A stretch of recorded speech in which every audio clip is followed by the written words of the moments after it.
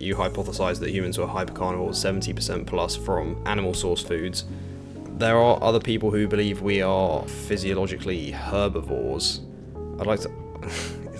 You started laughing. Humans had a higher N15 level than actually even carnivores.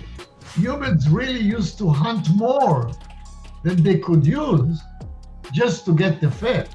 Within the last 10,000 years, our brains have actually shrunk. Miki Ben-Dor, thanks for coming on the podcast. Could you start with an introduction of who you are and what you've been working on, please? Okay, I'm a doctor of paleoanthropology, affiliated with Tel Aviv University. I've been studying paleoanthropology for maybe the last 10 years or so. And I've been writing quite a lot about it and being active. And the main reason I went for this was that I saw the catastrophe that's called the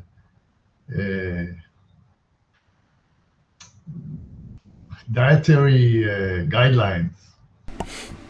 Okay. And the damage that it inflicted on so many people. And I thought that this will be my contribution, is to investigate in an academic manner the nutrition during the Paleolithic, which means really the nutrition that we have adapted to eat for about 2.5 million years. And that get my guidelines from there instead of the official guidelines, and which are mainly results of studies in nutrition that are observational in nature, most of them, and haven't worked. And so that's where I am. Yeah, okay. So you mentioned getting your guidelines from paleoanthropology and our history. So right.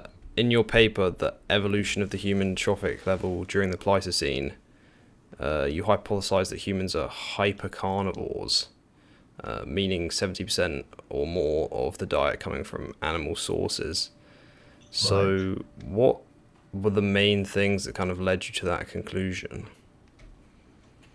Or, I guess, hypothesis? Well, first and foremost, I didn't take... You see, what happened is the people went to archaeologists to get the information, to get naturally, because they're digging archaeological sites and they're finding remains of what people ate. So they went to them. But since the archaeologists can't really quantify anything, because what happens in archaeological sites, of course, you find the remains of animals, which bones naturally, which are but you don't find a lot of the plant remains. So since they didn't have any clue, they went to the ethnography, went to recent hunter-gatherers, and the paradigm was that,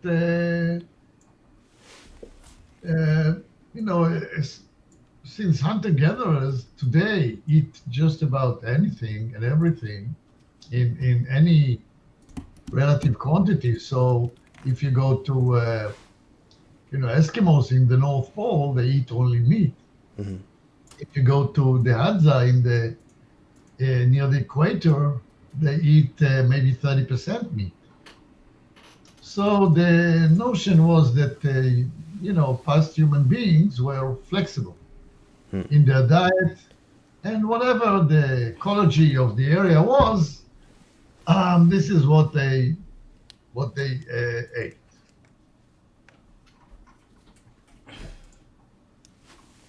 I wasn't satisfied with that answer, especially since the ecological conditions of today are so far away from the ones that prevailed during the 2.5 million years that we evolved, that and also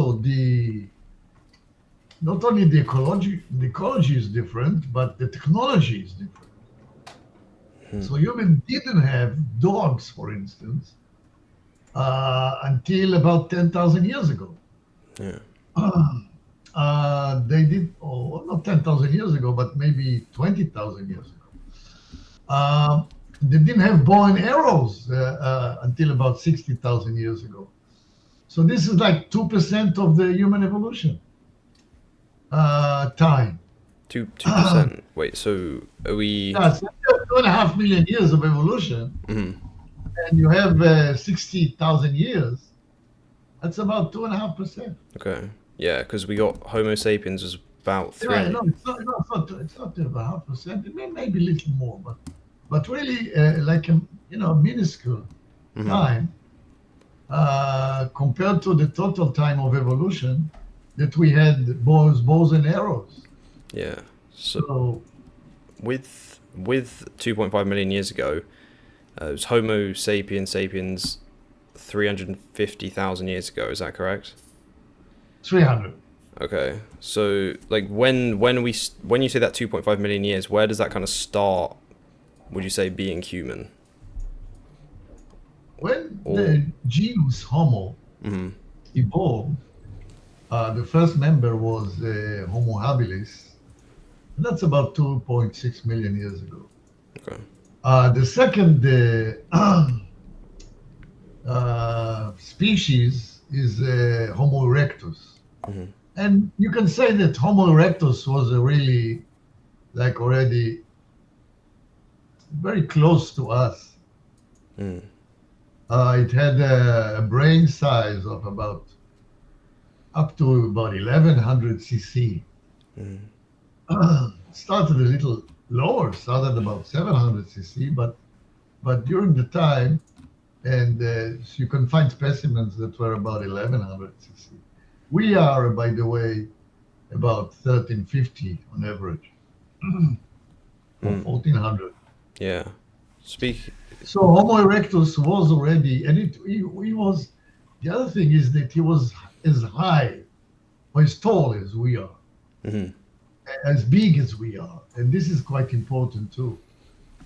And he came around at about 2 million years ago. So, in the Homo sapiens appeared about 300,000 years ago.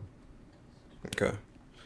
Yeah. So you mentioned brain size there. I think something that's pretty interesting is within the last 10,000 years, according to the main paper I've seen mentioned, it was about 3,000 years ago. Our brains have actually shrunk. Is that correct? It has shrunk in the last, compared to about 20,000 years ago. Actually, especially in Europe, humans 30, 40,000 years ago used to have large brains up to 1600 cc, 1700 cc's. And by the way, today there are also people with large brains. So you're talking about average, right? Yeah. You're not talking about the extremes. So the average was about, I would say about 1500 cc or so. And today it's about 1350. So it came down, yeah. By about 10%. So Yeah. what do you think the reason for that is? Because I've heard a few different possible explanations. We've got diet, living in like different conditions, like cramped cities or whatever, for efficiency, or also this idea that because we have books and stuff, we don't need to remember as much ourselves. We're like externalizing the information. What do you think is the main reason for this decline in brain size? I think it's because we stopped being hunters. Hunting, carnivores have in general a larger brain size. Yeah. than other animals. And because you need a lot of brain power to do hunting, to especially in the case of humans and other animals too, do the stalking. Uh, there are several steps. First of all, when you search, okay, you need to know. And human, unlike let's say lions or wolves, wolves is a good comparison to human because it's a cursorial hunter. Uh, so wolves, have their nose to the ground, so they can use smell Mm. as and they have fantastic smelling ability. Humans, of course, the nose is a meter and a half up the ground, if not more. So we don't use our nose; we use our eyes, Mm. and we have to process the information. So we have to find the traces, and we have to be able to interpret the traces, and to get as much information from the traces as we can. So for that, first of all, we have to know basically, we have to have a lot of knowledge about how animals behave, what traces do they leave in certain circumstances, when they run, when they are tired, etc., etc. And the age, the weight, you can get a lot of information from the traces that they leave. But you have to be able to analyze it, and you have to be able to perform and get a hypothesis of what is happening.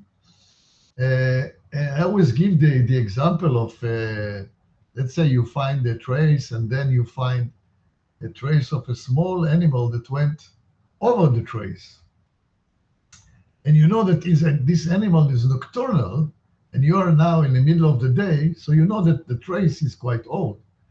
So you see, this kind of information, you have to know nature quite a bit. Also, you have to make decisions very quickly.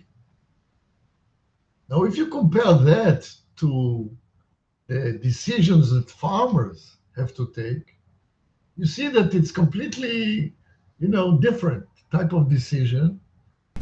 They have like a framework, like a program, right? Mm. It's Farming, you have like a program. more long You term. plant in a certain time. Yeah, you have to know. I mean, farmers also know quite a lot, but really nothing compared to what hunted and the dynamic nature of hunting, decision making. Mm. This is why I think as the importance of hunting became smaller and smaller with the decline in prey size, this is what you see towards the end of the Pleistocene. Okay, the Pleistocene is until the Holocene is the period where human evolved before agriculture. You see higher consumption of plant food and lower consumption of meat. And you see the brain size decline. Brain is very expensive to carry energetically. Okay, so it weighs something like 2%, of the body weight, but it consumes about 20-25% of the energy. So evolution has this tendency of not keeping anything that's expensive, Mm. more than it really needs. Yeah. Yeah, this is my theory, and I think this is quite sound. Mm. Yeah. You mentioned the decline in prey size. Do you think that humans were almost forced into agriculture because if there used to be like these massive megafauna, they're called like giant animals. We had like mammoths and giant ground sloths and all these. You wouldn't believe some of the stuff there was, but these much larger, fattier animals, and then from what I understand, it appears that humans might have overhunted them, and then there wasn't enough, so then we went to agriculture. Is that kind of correct? Yes, I think this is what happened. Yes, this is a. I don't think I'm the first one that said it. Yeah, definitely. You see, we published another paper, and we took the Levant. Mm-hmm. This is the area where I live in Israel and Lebanon and Syria, and we collected the data of about 1.5 million years of prey size in archaeological sites, and the decline is dramatic. At the beginning of the period, you can see elephants that weigh maybe 10 tons, so about 2 times the size of elephants today. And in the end, they hunted mainly gazelles at 25 kilos. So, and of course, you see the change in technology and everything that went around it. But yeah, and in the end, I mean, it was just too expensive, energetically expensive to hunt. It wasn't worth it. So people had to find another solution, and we, like all the primates, we use mainly our brain to solve problems. So we domesticated the plants, yes, and animals. Yeah. Okay. I've heard. I think this is. Please verify this, but one of the clearest examples of humans overhunting megafauna is Australia. From what I understand, Australia was not accessed by Homo sapiens until a bit later because it's a giant island. And then as soon as we've got records of humans appearing there, just like 90% megafauna extinction, just like almost straight away.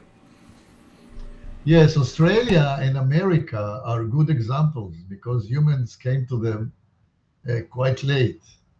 To Australia, it's about 60,000 years, and America is about, there's a big argument about it, but let's say 16,000 years ago. So 60,000 years. Yeah, but still, there's a debate about it. It's not like, unanimously accepted. Some scientists claim that the decline in megafauna started before human came around, or it's the whole subject is debated whether humans were responsible for the decline or whether climate was responsible. I think this is the other. I mean, there's no other cause that people could think of. Okay. I'm just finished a paper about it, in which I show that the pattern of hunting of humans actually caused the decline, because predators. In general, they are predators, and they have been predators for God knows how many millions of years. And animals continue to grow. The average size of mammals went up for about 62 million years. Since the extinction of the dinosaurs,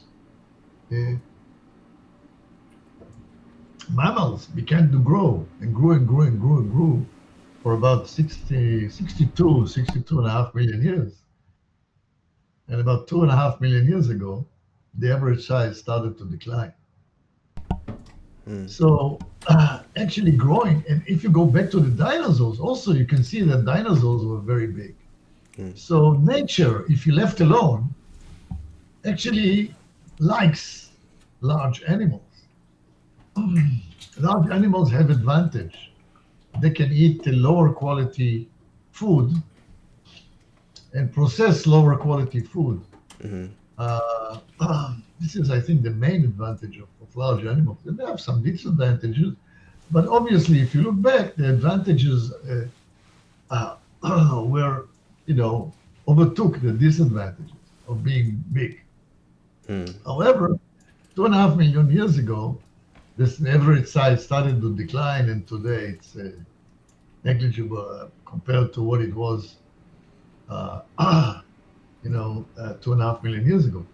Now, the paper says that the fact that we needed to hunt for fat, so we really were looking for the fat in the animal, so fatty prey. This is what caused the extinction of large species. First of all, large species have higher relative content of fat,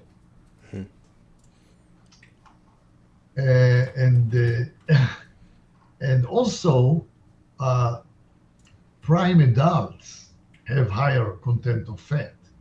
So let's say the babies don't have much fat because they need to grow, so they don't have reserve that they can afford. The old, also the teeth are gone, and they just don't eat enough, so they don't have a lot of fat.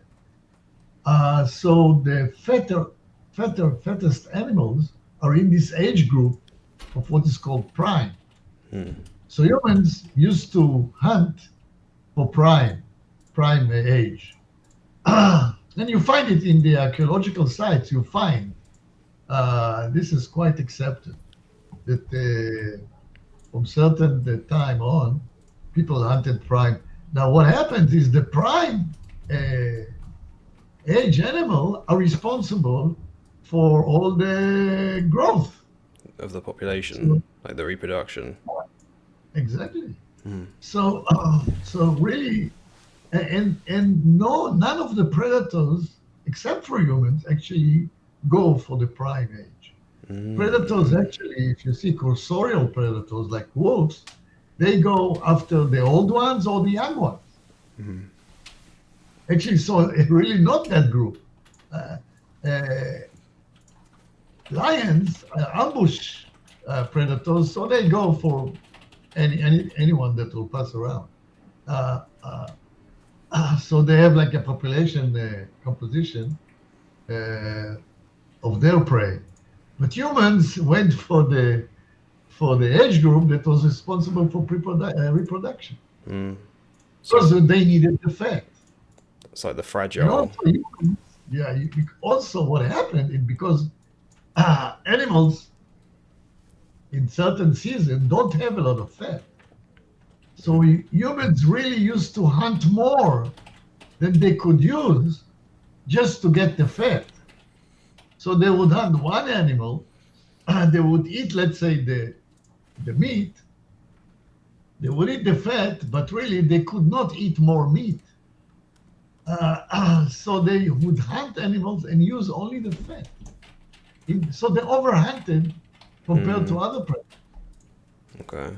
Yeah. I was gonna say it's like the fragile part of the chain. Like if humans are aiming for the prime adults, if you get rid of that, then the population's way more likely to collapse. Yeah, but I said not only that, but even if you don't hunt for prime, you hunt for fat, what happens is you are partially consume the animal. You cannot consume the total protein of that animal because you don't have enough fat.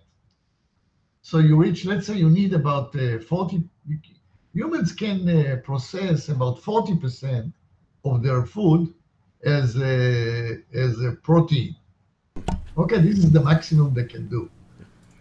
We have rabbit starvation, right? Right. So what happens if you get an animal that has 60% of the calories as protein? You actually consume 40% of the calories, and you consume the 40% fat that you find there, but you need more fat. So you kill another animal and use just take the fat. Normally, what happens is that humans actually, and this also the archaeological proof for that human exploited the fatty parts of the animal and left the rest. Now, other predators actually also have sometimes consumed part of the animal, but this is in times of plenty. So if you go to Africa and you see lions during the migration of gnu in Serengeti, so they won't. If there's so many gnu around, they won't eat. They won't eat the whole gnu. They just eat the parts that they like and leave it alone. But this is in time of plenty. But humans actually eat partial in time of shortage because this is when the fat content of the animal is low. So they need more animals to eat the same quantity of food. So this is another pressure that humans exerted on the prey population, just because they had to concentrate on fat. I was going to ask, what is the danger of too much protein, right? Is it not, you just can't get enough? You need the essential fatty acids, or? No, what happens is that in order, protein, if you take sugar, it's composed of hydrogen and oxygen and Carbon. Uh, Carbon? Yeah. Carbon, hydrogen, What? oxygen. Carbon, hydrogen, oxygen, is it? Yeah, carbon. Okay. But protein is carbon, hydrogen, and nitrogen. Oh, ammonia. Yeah, okay. So you have to get rid of the nitrogen. The nitrogen is toxic. Yeah. So, so you have to have, and that's done in the liver and in the kidney. Okay, the liver create the urea, and the kidneys do the urination, what we call the urination, right? So we get rid of the nitrogen. But since we are, we became carnivores quite late in evolution. The canines and the felids, like lions and wolves, they have started becoming carnivores 40 million years ago. So they had 440. So they had time to evolve to remove large quantities of nitrogen from the food. We didn't. So that's why we are dependent on either carbohydrates or fat for about 60% of our calories. Yeah, because we just started eating meat too quickly. Essentially, is that what you're saying? We didn't have the time to adapt. Sorry, I didn't hear you. We did what too quickly? We like evolved too quickly. We changed our diet too quickly to have that. We just we were in the process of becoming carnivores, but 2 million years was not enough, or 2.5 million years was not enough to change.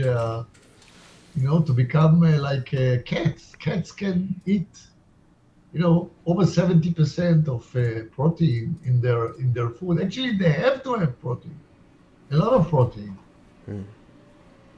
But by the way, from what we talked, one conclusion that I drew is that humans actually ate a lot of protein compared to today. Because really, protein was cheap compared to fat and compared to carbohydrates. So my conclusion is that we were during most of the time, we were like at the protein limit. So ate about 35, 30, 40% of our calories from protein. And this is much, much more than we eat today. Today it's maybe 15%. Yeah. Okay. We'll just pivot here and go to, can you explain how stable, like what are stable isotope studies and how stable isotope testing works, because this is one of the, I would say, main pieces of evidence that we have that humans were consuming a high meat diet. Yeah, that's the classic archaeological evidence, type of geoarchaeological, it's called, the type of evidence. So what happens when any animal eats protein, meat? There is a certain isotope, nitrogen 15, that gets accumulated in the collagen. And and it's any animal. So it was not developed to study humans. It was developed to study, you know, animal communities, the nutrition of animal communities, and who is a carnivore and who is less of a carnivore. And it was also applied to humans. The problem with that system, with that method, is that it cannot detect the isotope if you don't have collagen. So collagen doesn't preserve as well as bones. So it was like, let's say, the earliest cases that I know about are about 50,000 years ago from Europe, where in places where collagen would preserve, so colder places.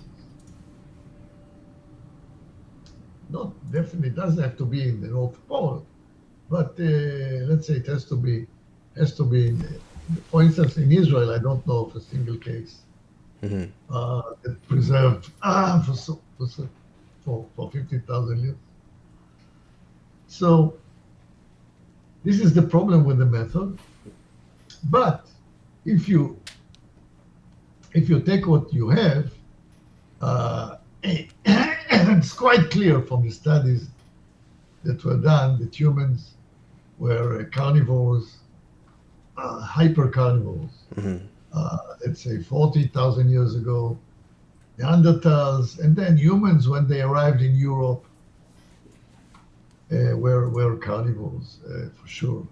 I mean, according to these studies. And as you go and as you progress and become closer to agriculture, humans eat more and more plants. And by the way, in the middle, there is a period, and this is even in Sicily, you find, between the transition from carnivores to plant eaters, human goes through a period where they eat fish. And you can detect fish or marine food, because marine food is even a higher nitrogen content of nitrogen, the nitrogen isotope. And a certain, they also measure the carbon isotope. So together they give the information, and you can see that they move from meat first to fish, and only then to plants. Yeah. Okay. If you go to recent studies of energetic returns on hunting, fishing, and plant gathering, you see that the highest return come from hunting, and then a little bit lower return come from fishing, and then the lowest return come from a plant gathering. So this was the sort of the path that people took from when animals and when mammals became smaller and smaller with less and less fat and less abundance. They went first of all to fishing, and only then to agriculture. Okay. Yeah, so you look at the collagen, and then you're looking at the nitrogen 15 isotope. Isotope. Is it only nitrogen 15, or does plants and animals have different nitrogen isotopes? And an isotope, quickly, for anyone who doesn't know, is basically you have the same element, but it has a different number of neutrons. No, I think the isotope that they're looking for is the 15, N15, yeah, in both. What they do is they go into the environment and they try to find animals that were together at the same time. And they do the study on the animals themselves. So they compare it to other carnivores. What is the N15 of other carnivores? What is the N15 of herbivores? Okay, so they see that the N15 of carnivores is always higher than the N15 of herbivores in the same environment. This is quite important, and not all the time you don't have, you know, not all situations are ideal where you have all the types of animals that you can actually extract the collagen from and get the information. But sometimes you can, and that's what they do. So they say, okay, humans show a higher N15 content than wolves, for instance, or hyena. Yeah, and one of the interpretations is that humans ate very, very large animals like elephants. And these animals have a higher isotope content, N15 content to start with. Right. So that's why humans had a higher N15 level than actually even carnivores. And is the N15 from the protein, like we talked about the nitrogens in the protein? Is that where that's coming from? Of course. Yeah. Okay. They found now there is another method, and this is the zinc. I don't want to go to the, but they again the advantage of zinc is that it preserves in the bones, so you don't have to. You can go back further away in time.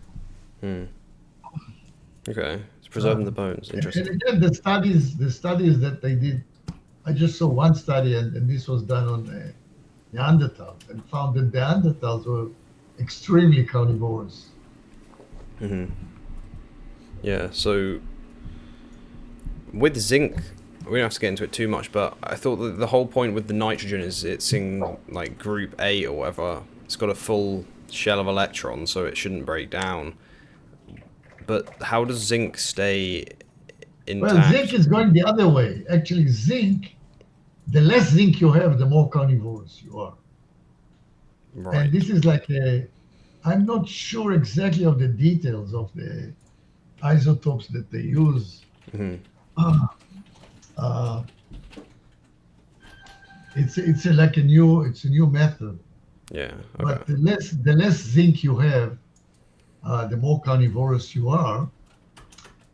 And by the way, it proves one study that I saw actually proved that Neanderthals ate a lot of fat, and the reason is what happened is that they actually had again a lower zinc level than other carnivores in the area. So they were actually more carnivorous than the carnivores. Now, the reason is that protein has, that when you eat protein, you still get some of the zinc isotope, but it doesn't exist in fat. Right. Okay. So, but it exists, of course. So if if Neanderthals were completing, assuming that they were limited in their protein consumption to about 40%, if they were completing it with plants, you would find a higher zinc content because the plants have the higher zinc. The body, when it actually processes the plants, create this higher zinc residue. Mm-hmm. But because the zinc residue was so low, it meant that they did not eat a lot of plants. Okay. So this is even a better method than the nitrogen 15 isotope, because the zinc actually can also detect the difference between plants and fat. Okay. Yeah. So they prove actually what we said for quite a while, that fat was that fat actually that Neanderthals completed their protein with fat and not with plants. Okay. Yeah. So you, as we mentioned earlier in that paper, that you hypothesized that humans were hypercarnivores 70% plus from animal source foods. There are other people who believe we are physiologically herbivores. So I'd like to. You started laughing. I'd like to ask you about a couple of those common arguments and see what your thoughts are on them. A common one I keep seeing is like the intestine to torso ratio, and so it's usually like vegans or other plant-based people say that our intestine to torso ratio is much more like herbivores, which is around 10 to 12. Our intestine is 10 to 12 times longer than our torso, and then omnivores more like 4 to 6 times. Do you have any thoughts on that? Yes, of course. This is a. I think that the right comparison is to compare ourselves to primates. Mm-hmm. This is where we came from. So if you take a chimpanzee, our small or large intestines, okay, the colon, Mm-hmm. is about 66% smaller than the colon of a chimpanzee, if we could find one your size. Yeah. So 66% smaller colon means that your ability to process fiber to energy is very limited. And so it means, and most of the plants that you get in nature are highly fibrous. Mm. We are used to eating domesticated fruits, etc. Yeah. But the fruits, the researchers that followed the chimpanzees once tried to eat the fruit that chimpanzees ate. They just couldn't. It was too starchy. So the chimpanzees, I calculated once, get almost 50% of their calories actually from processing a fiber Mm-hmm. with the bacteria Yeah. to short chain fatty acids. Yeah. This is the basic process that most animals that eat plants actually get the energy from. Cows, gorillas. The extreme cases are herbivores, like cows, okay, that get almost 100%. Not 100%, but because they also get some protein from the bacteria itself. I think it's about 80% from saturated fat, I've heard. That's how much Right, cow gets. right. So, but actually, this is they're like factories to ferment starch to fatty acids. Mm-hmm.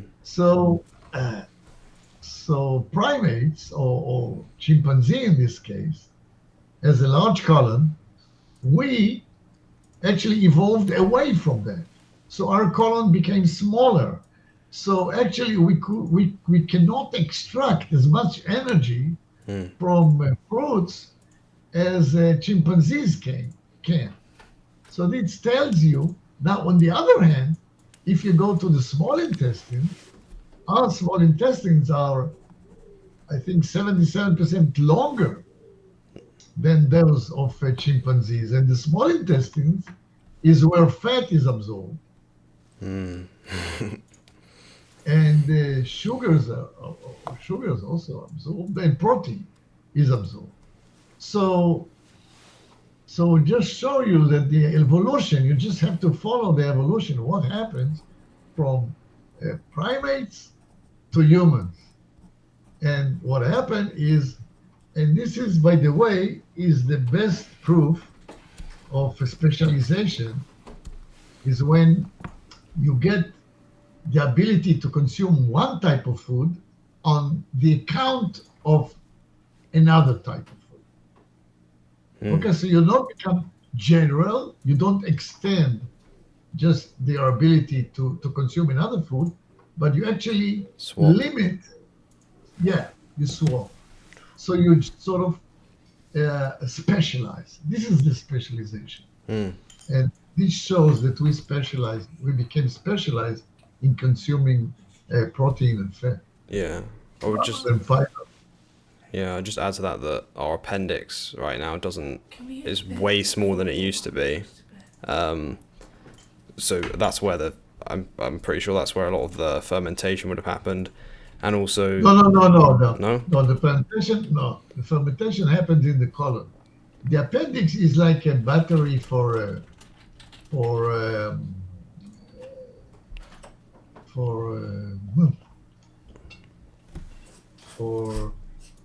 Bile? forgot the word, but for the small creatures that actually do the fermentation for Bacteria. what is it? For bacteria, right. Yeah. The word Okay. is it. Yeah. So appendix is really like a reserve, like a buffer for bacteria. Oh, okay. Yeah. The other end. The one other thing I was gonna say is like there's this idea of the expensive tissue hypothesis where, like, if you look at primates, like we're saying, like a gorilla or chimpanzee, they have a smaller brain but like a bigger gut, and humans like the opposite. We have a smaller gut, bigger brain, so we kind of have to be better at extracting foods. And then, as we know, fat is more energy dense than carbohydrate and protein, so that does point in the direction of more meat-based. Yeah, the energy, we depended on a more dense, energy dense food. And what dictates the density of the food is mainly the content of fiber. So less fibrous, I would say. This is the direction. And if you follow agriculture, you will see that the whole agricultural enterprise is really getting rid of getting rid of fiber, sorry. So we go to grow grains, where we can actually separate the fiber quite easily from the carbohydrates, okay, that we can consume. So, and fruits, for instance, fruits contain much less fiber, domesticated fruits. So the whole domestication of plants, it has other reasons, but one of the main reasons is to separate that we can get the food without much fiber. Yeah, that's interesting. Yeah. Okay.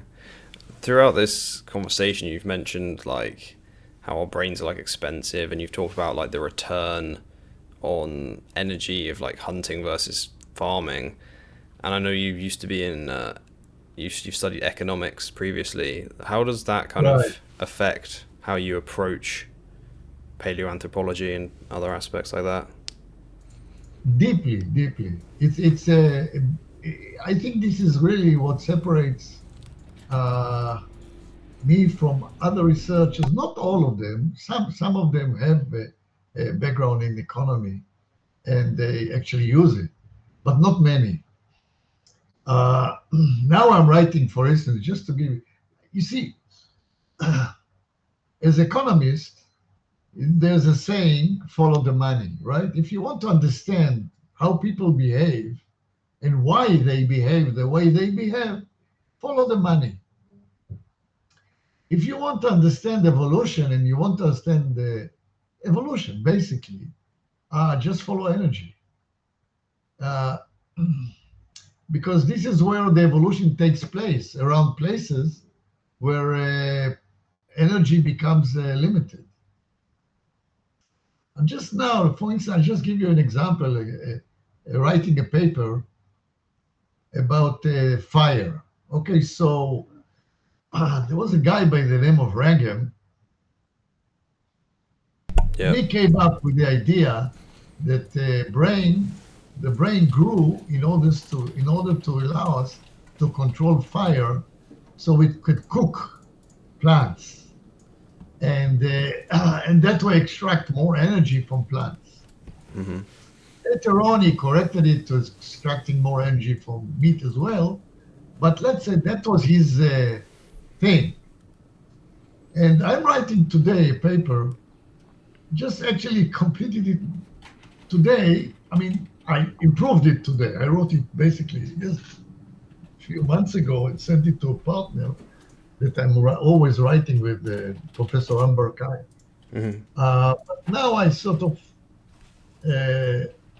went back to it and wrote a little bit more. And the paper says that fire could not have been used for cooking, or it was used for cooking, but cooking itself was not the main reason to that we find signs of fire, a million years ago. For protection, right? Exactly. Protection, because what happens if you hunt a large animal, a group of 25 people or 30 people or 40 people or whatever can live on it for a week or 2 weeks or even a month. During that time, they become a target of all the lives around them. And the hyenas and all the predators, and the scavengers around them. And it can be quite tiresome to protect that piece of meat, in fact.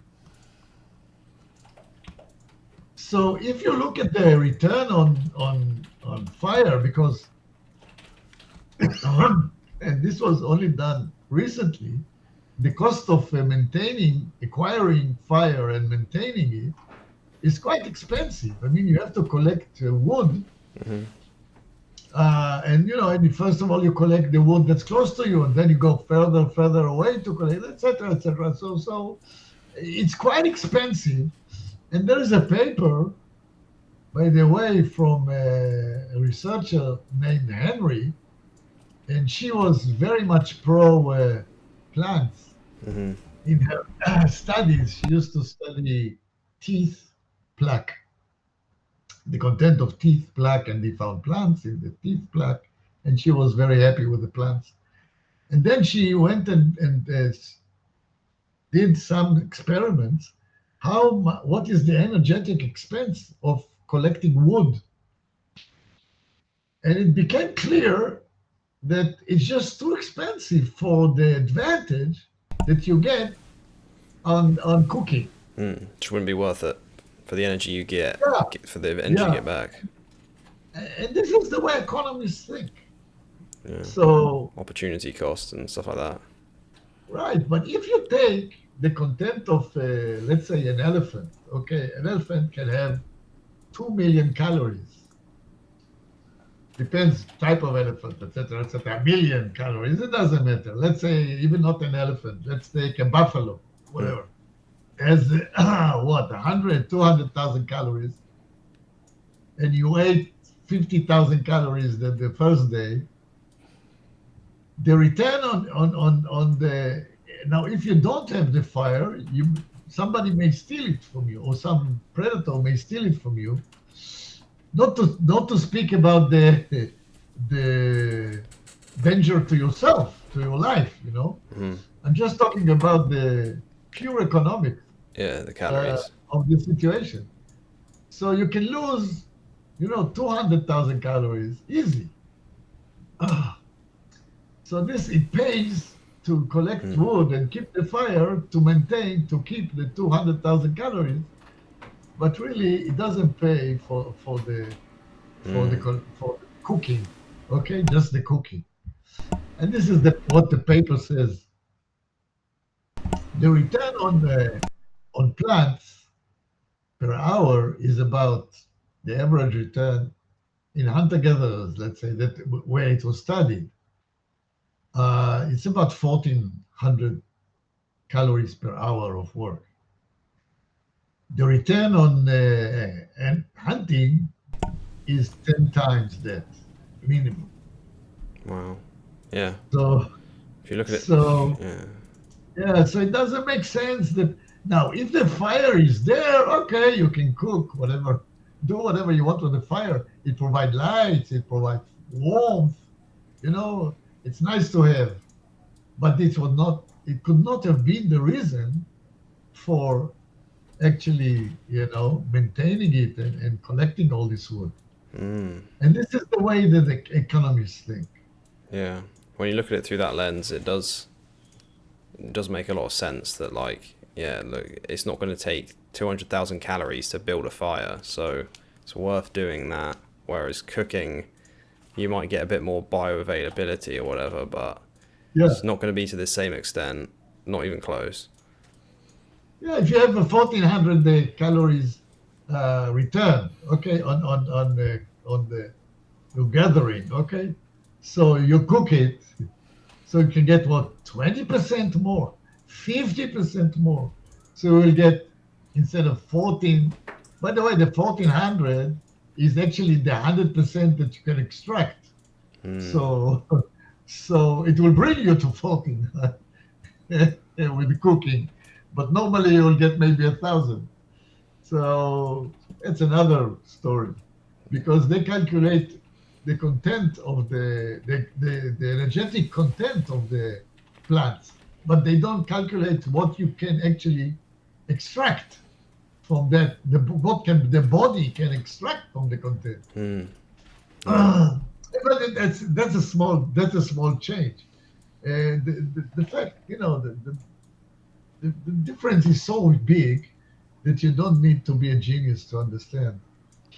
But you need to have an economist mind, an economist way of thinking, in order to find this kind of explanations. Yeah. This next thing, I really want to know what your opinion on this is, because I've heard some people say that humans have like a stomach acidity like similar to scavengers of like 1 to 2. Right.